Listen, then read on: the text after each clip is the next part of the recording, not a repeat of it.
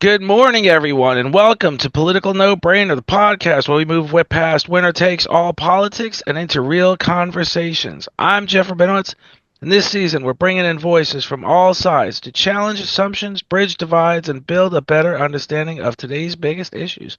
And today I am joined by Temple Grandin, an incredible success story in life, uh, an incredible scholar, an incredible researcher, and I'm excited to have you, Temple. So I want you to go ahead and take the lead on this one. I want you to go ahead and talk a little bit about yourself. Tell us about your career.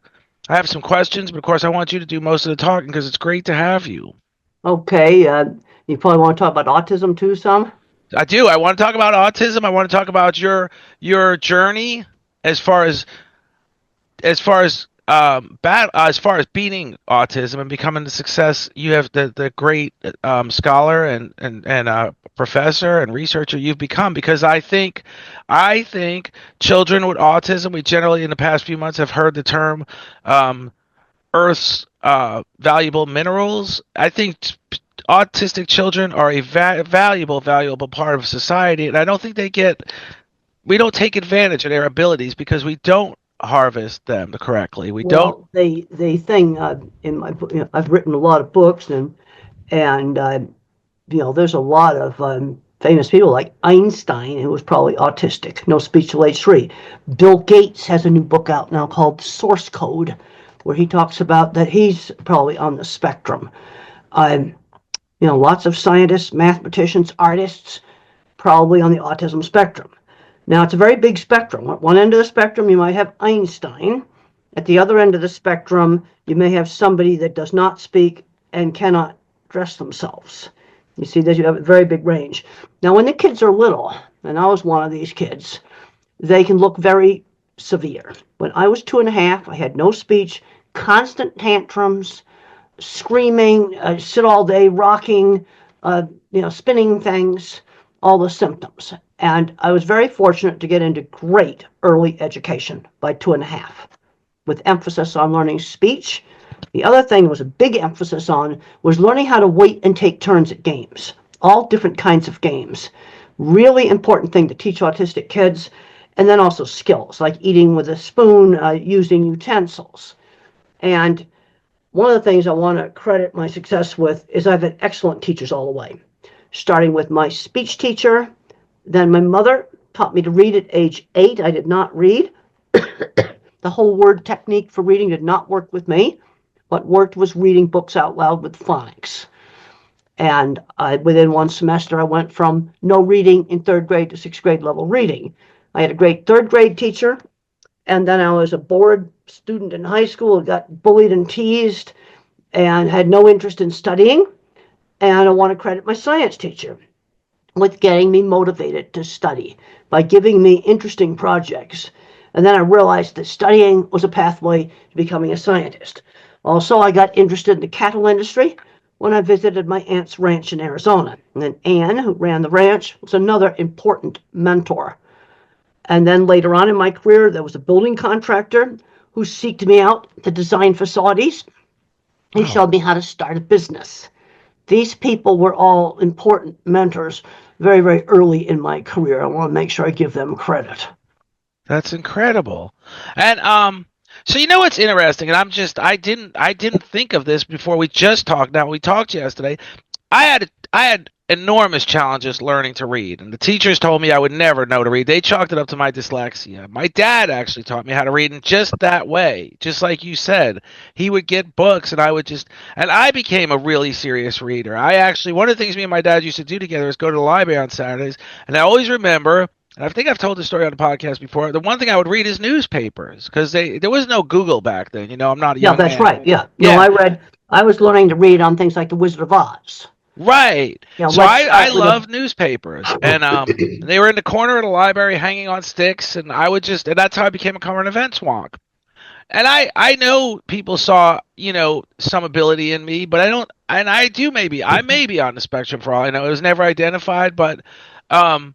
And I'm fine, and we're fine with who we are. But the truth is there's so many times, and like you said, children with autism have to learn the simplest things like waiting in turn to start or play a game. to read, to and I just think we should make this a big part of our K through 12 education system, not necessarily the, like you said, you were bullied because they just put you in a regular classroom, which is fine, you grew from that, but bullying's not fine. And so I'm always looking for solutions. How do we treat Well, these the kids only better? places I was not bullied was friends who shared interests. I really want to emphasize that. And for me in high school, it was riding horses. My science teacher was also the coach for the Model Rocket Club. And that was another place where there was no bullying. For another kid, it might be the school band. Um, Right. it could be being in a school play. There's a lot of different things like this. But friends through shared interests. One enterprising teacher in elementary school started a Star Wars club because the autistic kid in her class liked Star Wars.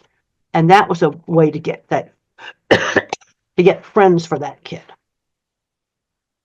And that would be something, again, another great lesson learned, where we literally take this understanding that you're giving to us from your own experiences, and we implement it in schools where, and we talked about this yesterday a little bit. So we talked about retired people getting involved in volunteering or even getting paid in the school system.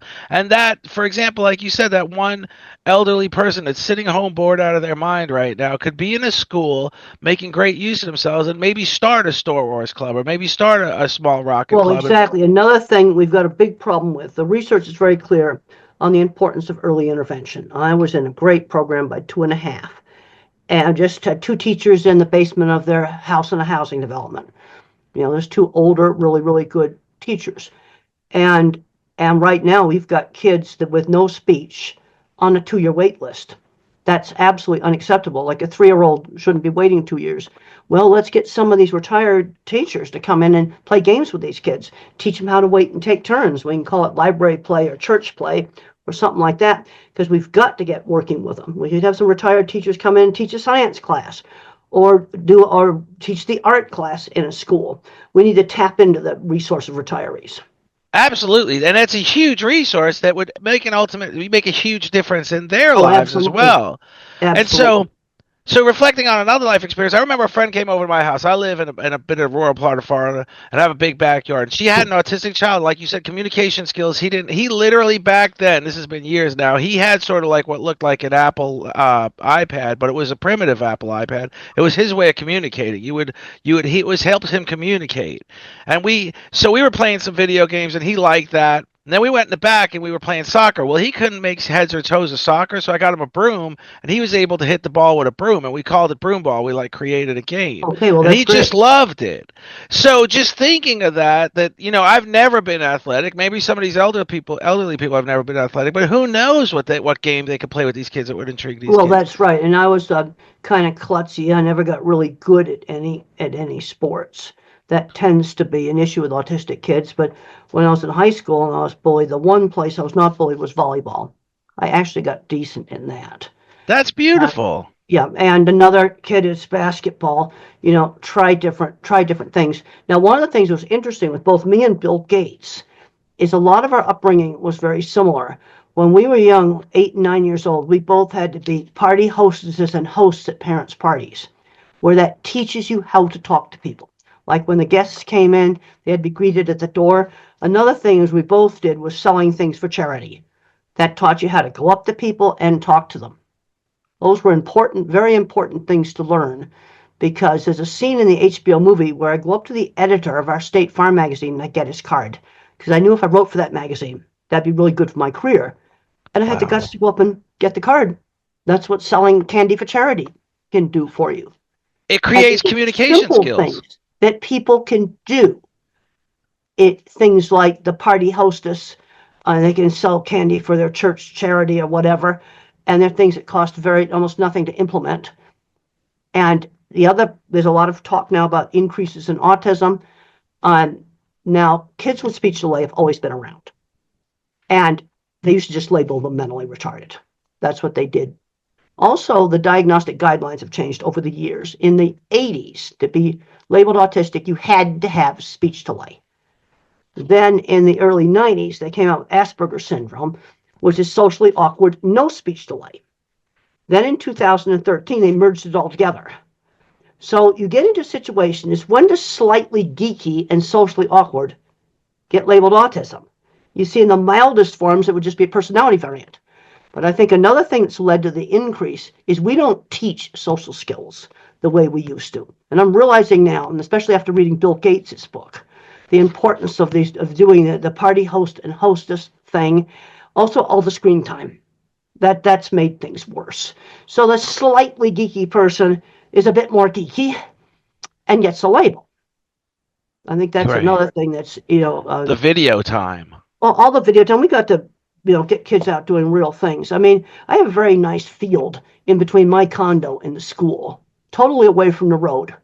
In the 50s, kids would be playing in that field. I've never seen a kid in that field. In years. They're In playing years. video. I have been here for 35 years. I've never seen a kid playing in that field. Right behind my house and the school. So, my kids are my oldest especially is a social butterfly. He volunteers at all the dances, but and he doesn't have any sign. He does not have autism. He's really an outgoing kid. He's got a wonderful personality. Yeah. He volunteers at all the dances. Imagine if we literally took the initiative to coordinate my son with some autistic kids and let them be a part of bringing people into the dances and introducing them to one another. And imagine, like, my kids are into swimming, and that's literally a 6 day a week sport. So, like you say, you don't want to see my kids out in the field very much. When we're in the backyard, we play soccer. But imagine if we get kids more involved in the schools and stuff, in outdoor any type of game, like you said, volleyball or kickball, and include the kids that have autism. Just those simple steps would make a huge difference in these kids. Well, that's right. Real simple things. And I thought it was very interesting that Mrs. Gates did a lot of the same things with Bill that was done with me. She put him in Cub Scouts, and Mother had me in all kinds of summer activities and children's group. We had a thing we called group, and we'd play softball, or we'd go blueberry picking, or we went swimming. There were different things that we did, and those things were really important. Yeah. And I was a socially awkward kid, and I joined the Boy Scouts. And I remember it's amazing the things that come back to me now. I remember walking through the school, and there was this teacher, and on his briefcase, because back then you carried briefcases, was a big Boy Scout emblem.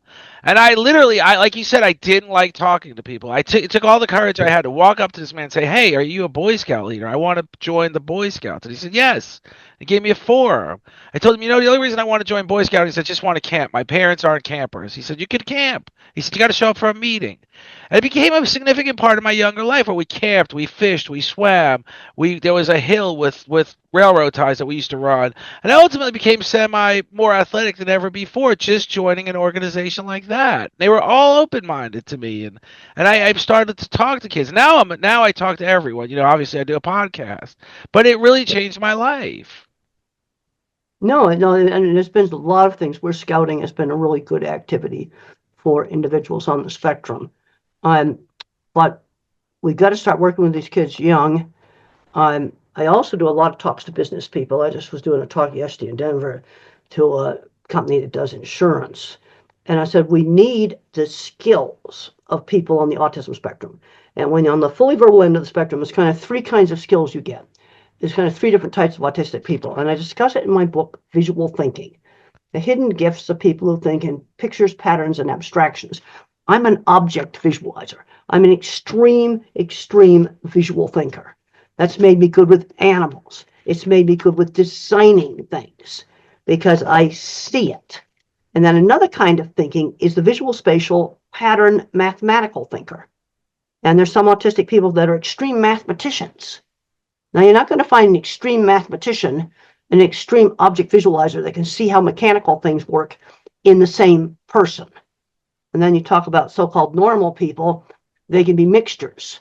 But I'm very concerned today that all the algebra requirements that we have are screening out the object visualizers.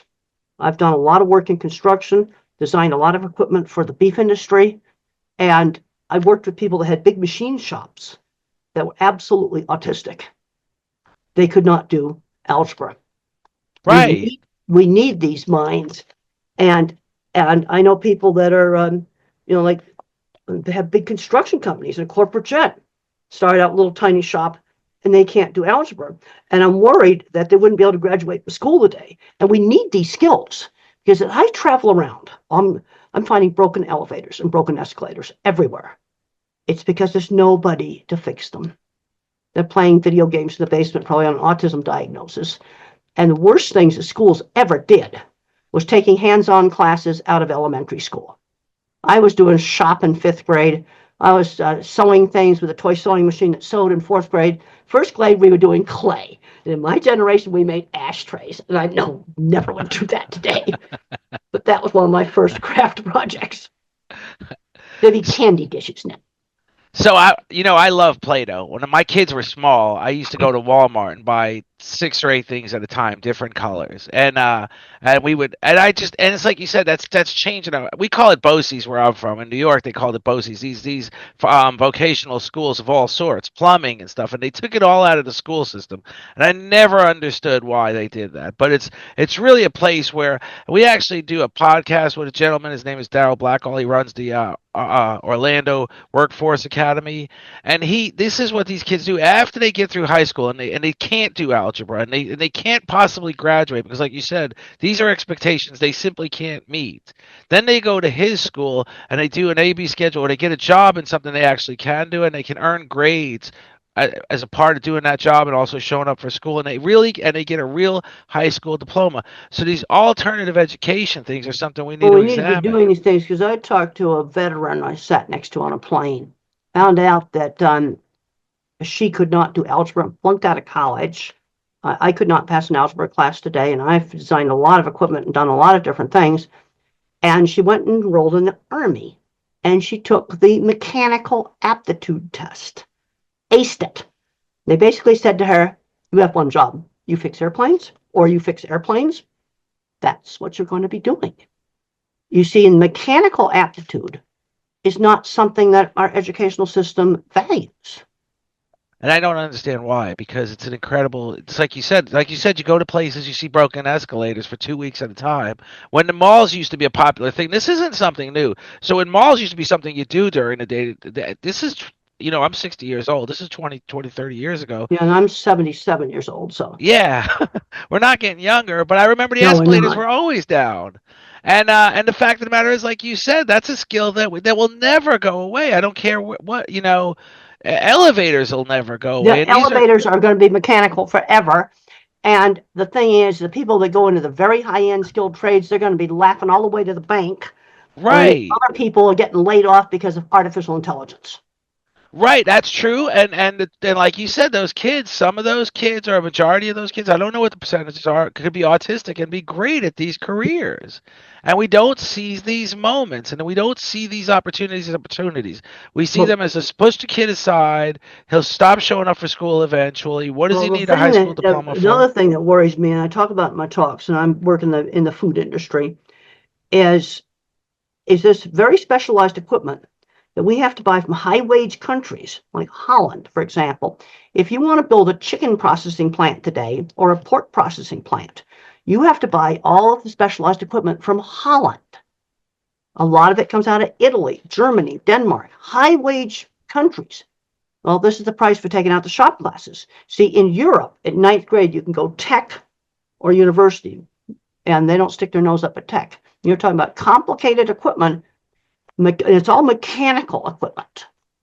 And people that are object visualizers are very good at designing mechanical equipment. And so we got a skill loss situation. I'm not talking about inexpensive clothing. I'm talking about very high-end mechanical devices for food processing that come out of high-wage countries that we used to make. I've been in the cattle industry for 50 years. 20 years ago, we made all this stuff. But that's not the case today. And And then it's when you go, very expensive to okay, if a chicken plant, for example, how about 100 shipping containers to outfit my chicken processing plant? And and then when you talk about, and I'm not going to go down this particular rabbit hole of tariffs, but when you think about the fact that these are machines that aren't being made here not because of price, because once No, labor is high, price goes up. And these are high paying countries. These are high wage countries that are but they're building. machines that are intricate mechanical devices, difficult to manufacture. They're things we used to make. Now we still can do a beef plant because we got one person who can't do algebra. that started out with a tiny welding shop and started building things in the beef industry. And now he's building entire plants. And I'm sure he's hired mathematical engineers, because where you need a mathematical engineer in a food processing plant is doing the refrigeration. That requires math. My kind of mind doesn't touch refrigeration. You see, you really do need the different kinds of minds. And of course, now he hires those people. But there's stuff we don't make that's very high on things. Like, for example, the Steve Jobs Theater, the structural glass walls. They're from Italy and Germany. The state-of-the-art electronic chip-making machine is from Holland. Has lots of mechanical devices on it. Even though it's based on research done in the U.S., it's made in Holland. Well, it goes back to our educational system. And there's a lot of interest in making things more merit-based, but mechanical aptitude is a skill that can be measured. And also you have to develop it some, because a lot of the mechanical aptitude tests have got stuff about pulleys and ramps and all kinds of things like that. And if you haven't ever played with those things, you'd have a harder time passing it. Leverage is one of the things that's in a mechanical aptitude test. But it's a different kind of thinking than mathematics, where you're looking at patterns. Because I worked with people that were definitely autistic, owned big shops, total non-mathematicians, 20 patents. And they're able to hire mathematicians where the need arises. Well, they hire them, that's right. And they, really good patents. A lot of that equipment, even though the patents are now expired, it's still being used. And imagine the maintenance contracts, too. So let's take this into, and do you agree with me? Imagine the maintenance contracts, the money people would be making on maintaining these machines. Well, this is a big problem. We can't, even here at the university, I was just hearing this the other day, we have a shortage of maintenance people. They can just figure out how to fix things. Another thing that worries me, we're putting doing some good technical things. But I went to a technical college where you had a 2-year degree, maybe in factory maintenance. And I'm going, please don't require algebra for factory maintenance. I have to have practical arithmetic. But it's a different way of figuring things out. I went out to Stanford to give a talk on my different kinds of thinking. And a lady came up to me, and she works in facilities maintenance. She says, I go into the basements of the buildings, and I go up on the roofs, and I listen to the equipment, and I can tell you when a bearing is going to fail. And then I order that spare part, so I'll have it when it fails, just by listening. Well, I can totally understand what she's doing. This is like a great school of engineering. The mathematicians don't get it, what she does. I said, I totally get what you do. And you order a new pump before the one fails, as you can hear it. So you want to hear a crazy connection I'm about to make with that? Is the BP oil explosion. That was a valve. Valves have bearings. Could you imagine if we had those engineers on that deck and she could listen and hear a valve going out or hear a problem? Well, the other thing, I sometimes sit next to people on planes, and if I've talked to a lot of oil field people on planes, and had very interesting conversations. And one of them told me that the hydraulics were connected backwards on the blowout preventer. Well, if you do that, then the valve's not going to close. If you put the hoses in backwards. That's what an oil field contractor told me on a plane a week ago. And could you imagine, though? Can you imagine the opportunity we are missing out on that if we invest in these children, let's just categorize them for the one moment, these autistic children. We do everything we just said in our K-12 education system. We start off slow. We don't make them wait 3 years, because that lost 3 years is so much important time. We need to be you got to catch it right away. They also have to learn work skills. And a lot of grandparents come up to me that have good jobs, and they just find out they're on the spectrum when the kids get diagnosed. But those grandparents had paper routes at age 11. Now, I know those are gone now, but let's make paper route substitutes. I want that autistic kid walking the neighbor's dog, where they're working for somebody outside the family. That is really important. And I'm seeing too many parents baby the autistic kids. I'm seeing fully verbal autistic kids that have never gone shopping by themselves. Well, it's ridiculous. They're not learning bank accounts, and they're not learning basic skills that they need to have. And and again, I just got to revert back to when I was a child. I used to walk around the neighborhood with a lawnmower. I used to shovel snow. I Okay? used to. I don't think I ever walked dogs, but I was like I did have newspaper routes, two different ones actually. They had a Penny Saver and the Daily News, and I had both of them at one point and another. And I did all that, and it was kind of fun, and it wasn't like really working an 8 hour shift. If I mowed two lawns and I went home with $25, I was like, oh my god. Yeah, you were And just super happy. right, and or shoveled snow is even paid more because you could tell them $5 and they'll give you 20 just so they don't have to come out in the cold. And and just like you said, these we should be teaching these kids to seize these opportunities, telling Exactly. about them, like elderly people like myself, telling them, yeah, you really want that new pair of blue jeans. Why don't you go offer a couple of your neighbors to walk their dog? And they'd be like, oh my God, I'll give you a key to the house when I'm at work. And they'll not only pay what you agree on, they'll tip. And you'll have those jeans and those $100 Jordans in three Or weeks. whatever it is you wanted. Right. Yeah, And but the point I'm making there is that you have to be that mentor to that child and that's tell right. them That's that right. that's the important thing, is that these opportunities are out there, but they don't even realize it. And I always get when I was as a child, I did all that stuff, and then as an adult, I started a cleaning business, and I had a big operation. We had 12, 14 people running around cleaning nightclubs at night. And I remember, this is another thing I think we're missing the boat on as far as education. I remember I did floors too, so I was stripping and waxing the floor of a rental place, and the owner of the rental place said, "You should take this money I'm paying you today and buy Home Depot stock." Well, I had no idea how to buy stock, but had I listened to him, I'd have done very well with that purchase. I'd have done very well with that investment. And that's something we don't talk to kids about, is the potential for investing some of the Well, extra that's right. money. I just was talking to somebody yesterday, and there was a man with cerebral palsy, very, very disabled. And people would talk to him like he was a child, which he did not appreciate. But somebody introduced him to the stock market, and he was a very good reader, and he spent hours researching companies. And he was a kind of a careful investor. He wasn't a speculator kind. And he made a very good living on the stock market. You see, that was something where his disability did not have an effect on how well he could do things.